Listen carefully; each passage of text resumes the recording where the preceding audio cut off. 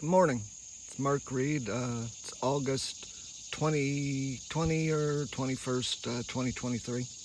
And I thought I'd do a quick little update video about my sweet potatoes. I've been growing these for about 10 years now from true seeds, true sweet potato seeds, and really having fun with all the different kinds that show up. I've been selecting them over those years for specific qualities. Here in front of me is the ones that came up from seed this year. Uh, they're not quite as big as they ordinarily are at this time of year. The weather was, when I first put them out in May, it was hot and dry, and I didn't realize it was so dry, so I didn't water when I should have, and so they came up late. And then June and the first part of July was oddly cool and cloudy, and sweet potatoes didn't like that. But they're still, they're maturing, flowering, producing seeds. And even though they aren't as large as I'd like for them to be right now, they're plenty big enough to see what kind of growth habit they have, as far as whether they're bushy or viney, what kind or what color and flavor their roots will be. On the ones that make roots, not all do. The ones that don't make roots, I consider those ornamental. Here's the one that I talked about before that I thought might be a climber. And it kind of does, and kind of not. If you help it a little bit, it climbs, but on its own, it seems to forget where its stick is, and doesn't wrap around it good.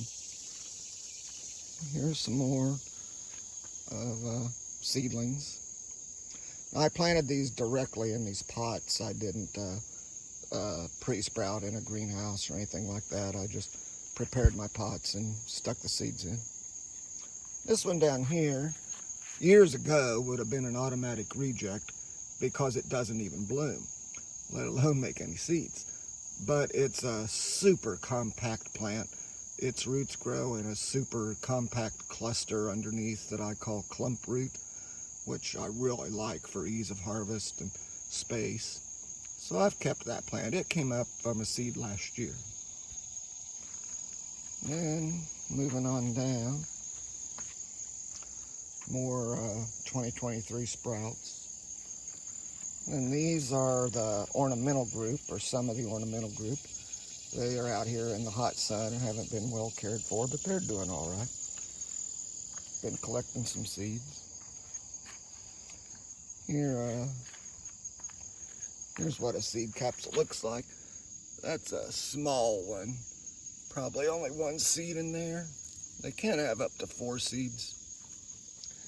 This plant is the one I did a video about last winter.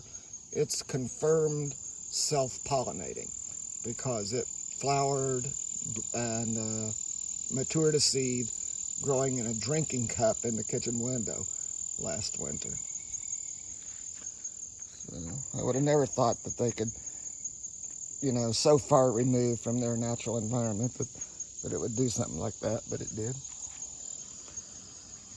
And then back over here is more of the ornamental group. And these have been blooming like crazy, producing seeds. A lot of times they can have a lot of flowers and you'll hardly never know it because they're buried down deep in the foliage. But the bees find them anyway. So. Then I have some much nicer ornamentals over on the patio. They're not different, they're just more of the same kinds that I have here. Then coming on back here, I have these large tubs, if you can see that tub down in there. And these is, I got 10 of these tubs, and I'm growing my culinary group in these. Each one of the tubs has a different plant in it. And they've been selected over the years for bushy habit, flowering and seed production, and flavor of the roots. Now, it's interesting. They're all different color roots, different flavors to the roots. But the foliage, I guess just through my selection for the flavor traits and stuff that I like, the foliage is very similar on all of them. And the vine growth habit. They're not super bushy like this one, but they're not great big giant vines either, except for this one.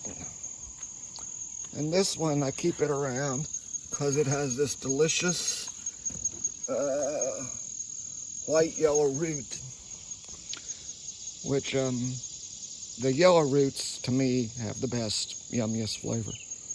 But it's a large vine. So anyway, just a little update on my sweet potato project in getting toward the end of the season in 2023. Bye.